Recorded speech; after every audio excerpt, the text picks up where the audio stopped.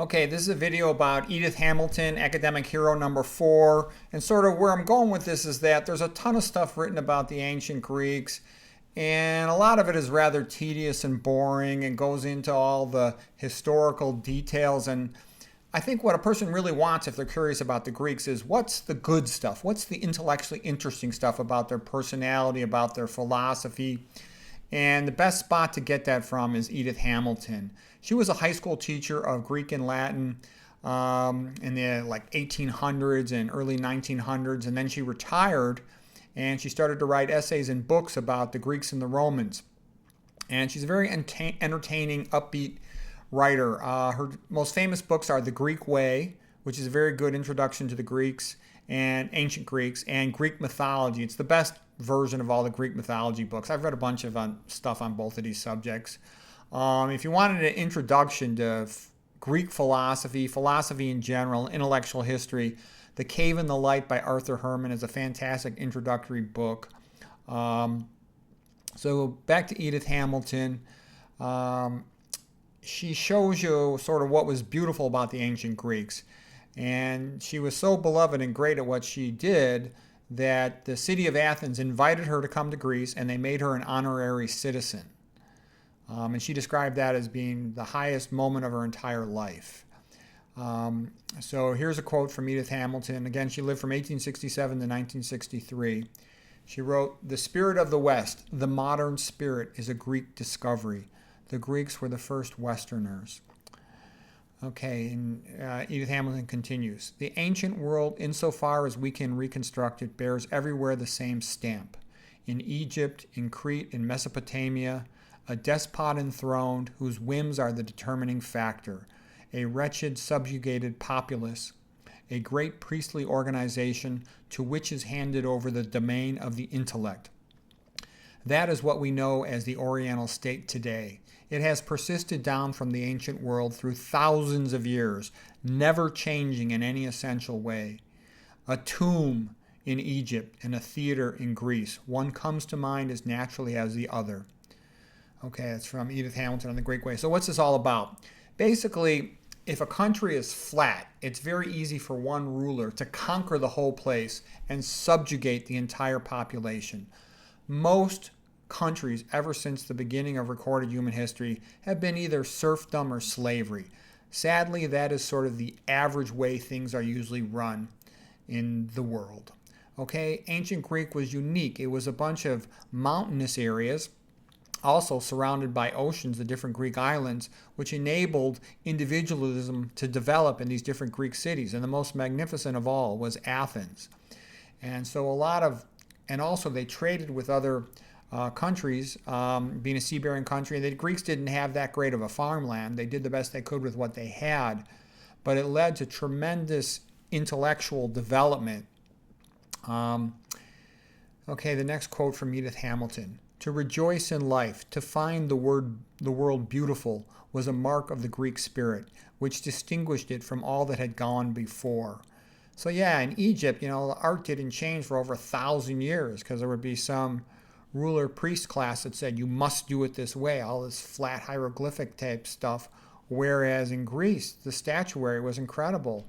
And it's too bad that we've lost a lot of the paintings, but one can see there was sort of a playful, joyful spirit and zest to the ancient Greeks. It's rather incredible.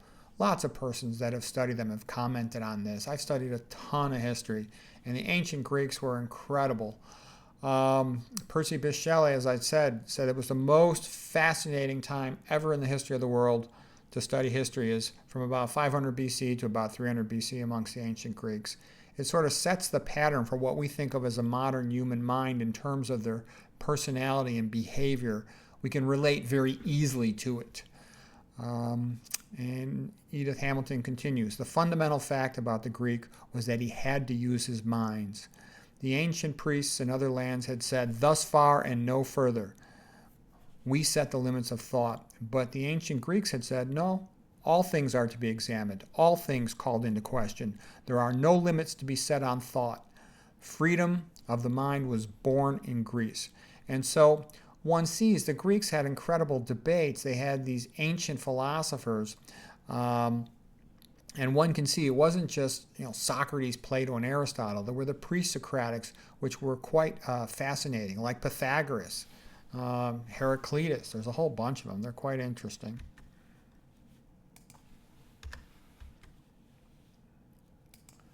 So Edith Hamilton continues, Athens and Rome had little in common. The Greeks were the first intellectualists. The Greeks were the first people who played. They had Olympic Games and theater. The Romans did not play. The gladiator fights were not play. And so the point is made that the Romans sort of had more in common with a lot of these ancient dictatorships, and they were rather brutal. Whereas the Greeks, the Greeks had a negative side to them as well, but they had this tremendous positive side. The Romans conquered many populations. They were so impressed by the Greeks, they pretty much just adopted Greek literature and Greek theater and traditions.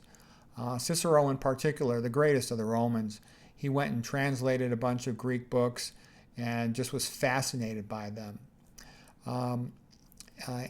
Edith Hamilton continues, a people's literature is a great textbook for real knowledge of them.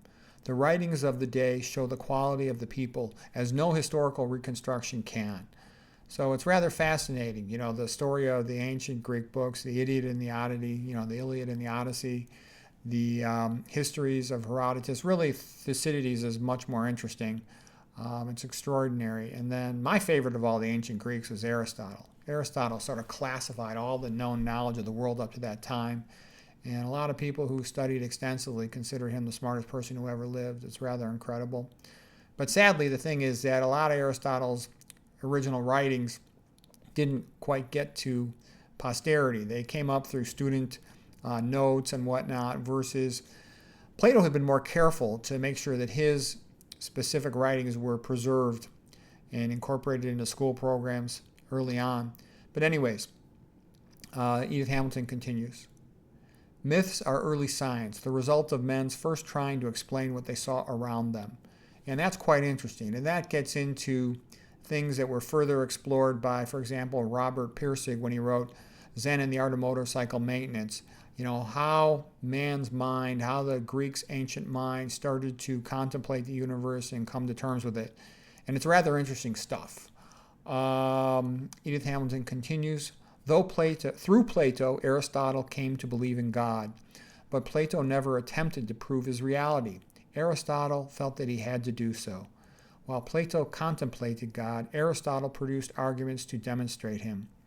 Plato never defined God, but Aristotle thought God through logically and concluded with entire satisfaction to himself that God was the unmoved mover. And by the way, the unmoved mover is still a valid argument for the existence of God. The Big Bang Theory is essentially the unmoved mover on a grand scale. And we talked about this before, the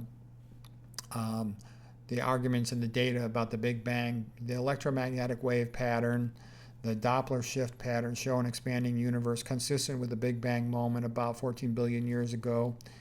And then that life later was made about 4 billion years ago implies that it was a God that not only made the universe but came back. Okay, and there's very good scientific data to support that. If you're interested in that concept, Is Atheism Dead? The book by Eric Metaxas is the best one to briefly summarize that science. There's other books that more extensively go into detail on it. Okay, and here's our last quote today from Edith Hamilton. It always seems strange to me that in our endless discussions about education, so little stress is laid on the pleasure of becoming an educated person, the enormous interest it adds to life.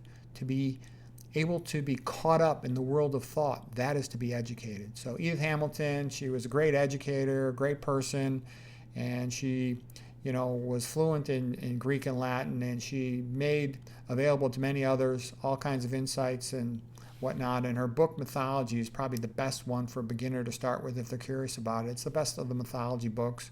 Her Greek Way is also very good if you're interested in studying the Greeks. I think the courses by thegreatcourses.com are reasonably good. You have to pick and choose through the details of them, but they have separate ones on the literature, separate ones on other aspects of ancient Greek life. Probably the literature, I think, is the most interesting and fun way to start, like the Greek plays and whatnot. So anyways, hope that's helpful.